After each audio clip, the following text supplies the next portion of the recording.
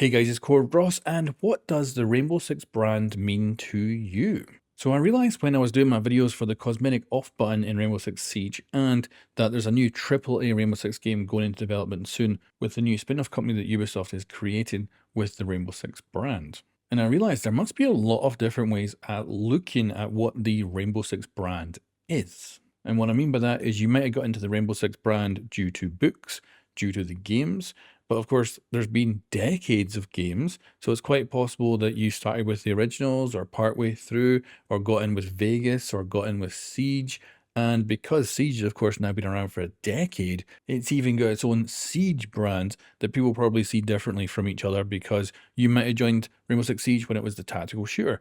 It's also even possible that your first taste of Team Rainbow was fighting zombies, or you might have joined when it was an Olympic sport, or when everyone was running around in pink onesies, or of course you might have joined the game now when it's trying to get back to the tactical shooter elements. And I thought it's actually worth discussing that because we potentially got a brand new AAA Rainbow Six game going into development now. We've had a leak a while back about a turn-based strategy game, although there's not been any future leaks, so maybe it's wrong. And then we also have Rainbow Six games that recently failed, like Extraction.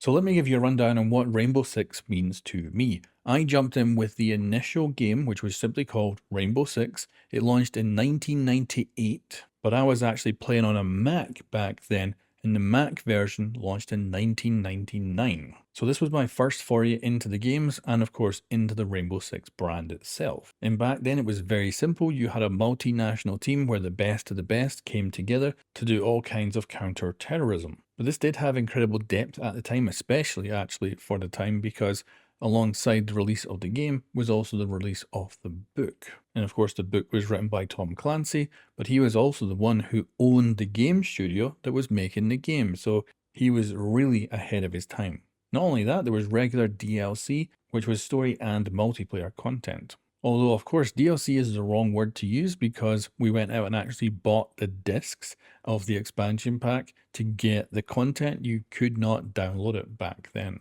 And for me back then, the game was certainly a tactical shooter. However, I'd also argue that it was heavily a strategy game as well. And although it was certainly lore, you would kind of need the books to really get into it. And I also remember when I fell out of love with Rainbow Six back in the day as well, and that was with the launch of Rainbow Six 3 Raven Shield. And it just simply wasn't a game for me. I actually went over and started playing Ghost Recon, which of course was another Tom Clancy brand.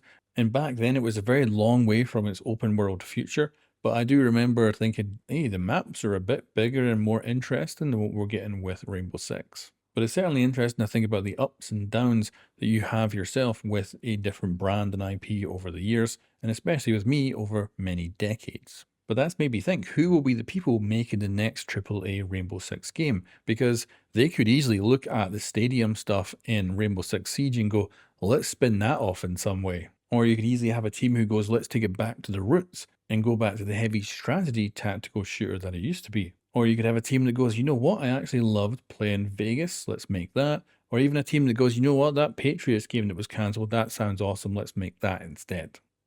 And then of course you have the current day player base who are right now playing Rainbow Six Siege, as that is the premier Rainbow Six game out there. And it's quite possible they think of Ash as being one of the figureheads of Team Rainbow, but of course she was only created 1 decade ago. And there's a huge list of characters now going all the way back to 1998.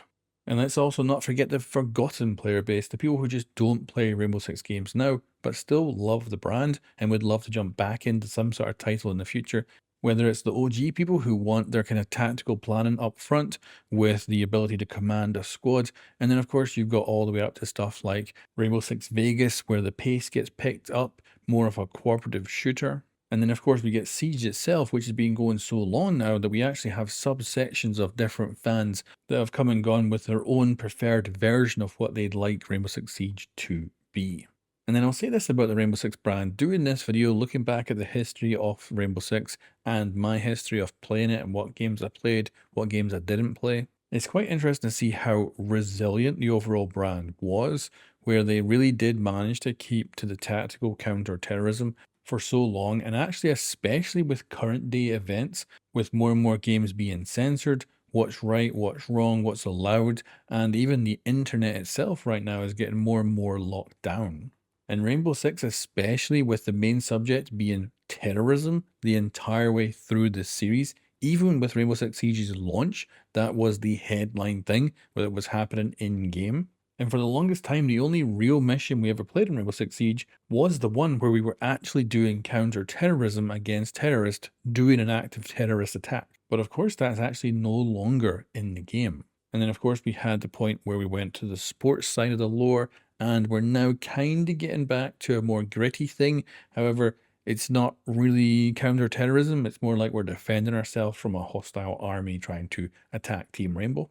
But it's also good to remember that the darkest kind of storylines that we've seen from the Rainbow brand never came with the original games. It wasn't until Patriots, which was a cancelled title, but if it had been released, it would have been instead of Siege. And I do wonder what that world looks like with no Siege released, but Patriots coming out. Where back when it was announced, it was already in hot water with the right-wing politics and stuff because of what it was kind of going through. And I can just imagine what it would be like now if you brought that game out. But of course, I'd love to see that kind of level of darkness in my Rainbow Six. Whereas something like, let's say, Ghost Recon, it's a brand that isn't that much different from Rainbow Six, but it just has that more military feel. So you don't have quite the same stuff that you have to go through. And, Ghost Recon's gone through its, fair share of tough subjects as well. But they always come over just a touch more cartoony than what you get with Rainbow Six. So yeah, I'm actually very interested to see who takes the Rainbow Six brand from here into the future. Because of course, right now, I'd say it's been watered down and it's got a bit more generic, and it could easily be reversed course. You could see another game come out where they really go much more tactical and they try to keep it much more grounded. But then there's also a future where Tencent ends up eventually getting the Rainbow Six brand sometime in the future if Ubisoft just continues to do bad with its ability to make profitable games. And I think if that happens, it'll just become the most generic thing out there. And the problem is that no one else can get the brand now that Ubisoft has had to resort to making a spin-off company with Tencent's involvement in it and specifically tying the brands into that company, meaning that if they ever did want to sell it to a game studio that might go off and do something more interesting with it, then they can't because Tencent essentially has a piece of the brand already, and because of that, they can control where it ends up going from here. But anyway, guys, let's finish this video with a question, and that is, what is the Rainbow Six brand to you? And let's finish with a trailer for the OG Rainbow Six. Enjoy. Our world is under attack from deadly international terrorists. Introducing Tom Clancy's Rainbow Six, the most revolutionary action strategy PC video game ever. True-to-life Special Forces action, three-dimensional graphics, plan your attack, execute the mission, save the world. Play as if 5.7 billion lives depended on it. Rainbow Six, enough excitement to last a lifetime. Red Storm Entertainment.